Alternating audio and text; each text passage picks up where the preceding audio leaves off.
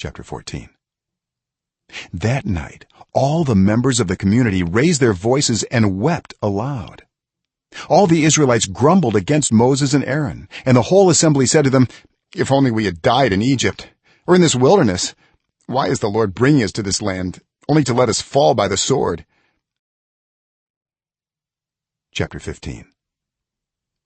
The Lord said to Moses, "Speak to the Israelites and say to them, after you enter the land I am giving you as a home, and you present to the Lord food offerings from the herd or the flock as an aroma pleasing to the Lord, whether burnt offerings or sacrifices, for special vows or freewill offerings or festival offerings, then the person who brings an offering shall present to the Lord a grain offering of 1/10 of an ephah of the finest flour mixed with 1/4 of a hin of olive oil. With each lamb for the burnt offering or the sacrifice prepare 1/4 of a hin of wine as a drink offering.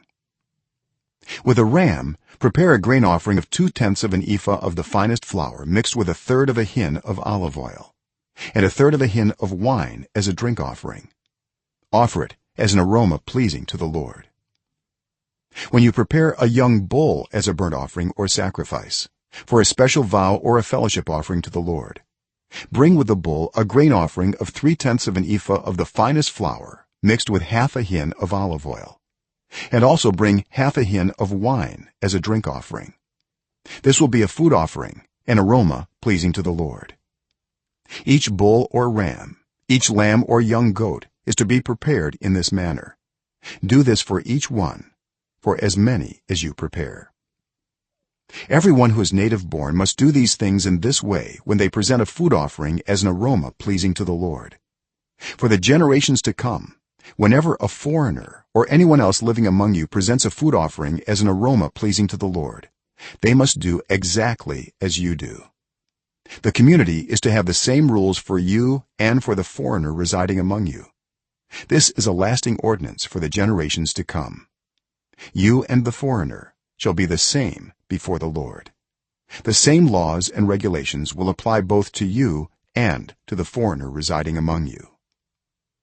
The Lord said to Moses, "Speak to the Israelites and say to them, when you enter the land to which I am taking you and you eat the food of the land, present a portion as an offering to the Lord.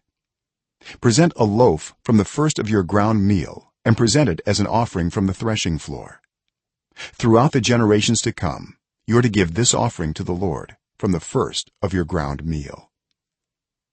Now if you as a community unintentionally fail to keep any of these commands the Lord gave Moses, any of the Lord's commands to you through him from the day the Lord gave them and continuing through the generations to come, and if this is done unintentionally without the community being aware of it, then the whole community is to offer a young bull for a burnt offering as an aroma pleasing to the Lord, along with its prescribed grain offering and drink offering, and a male goat for a sin offering. The priest is to make atonement for the whole Israelite community, and they will be forgiven, for it was not intentional, and they have presented to the Lord for their wrong a food offering and a sin offering. The whole Israelite community and the foreigners residing among them will be forgiven, because all the people were involved in the unintentional wrong. But if just one person sins unintentionally, that person must bring a year-old female goat for a sin offering. The priest is to make atonement before the Lord for the one who erred by sinning unintentionally, and when atonement has been made, that person will be forgiven. One and the same law applies to everyone who sins unintentionally, whether a native-born Israelite or a foreigner residing among you. But anyone who sins defiantly, whether native-born or foreigner, blasphemes the Lord and must be cut off from the people of Israel. Because they have despised the Lord's word and broken his commands, they must surely be cut off.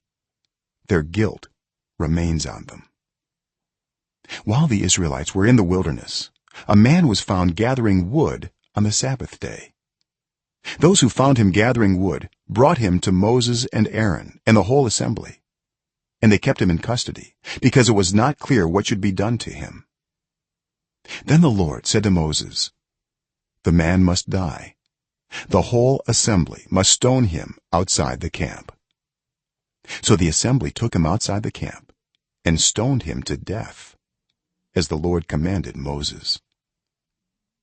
The lord said to moses, speak to the israelites and say to them, throughout the generations to come you are to make tassels on the corners of your garments with a blue cord on each tassel. You will have these tassels to look at, and so you will remember all the commands of the lord, that you may obey them and not prostitute yourselves by chasing after the lusts of your own hearts and eyes. Then you will remember to obey all my commands and will be consecrated to your god. I am the lord your god, who brought you out of egypt to be your god. I am the lord your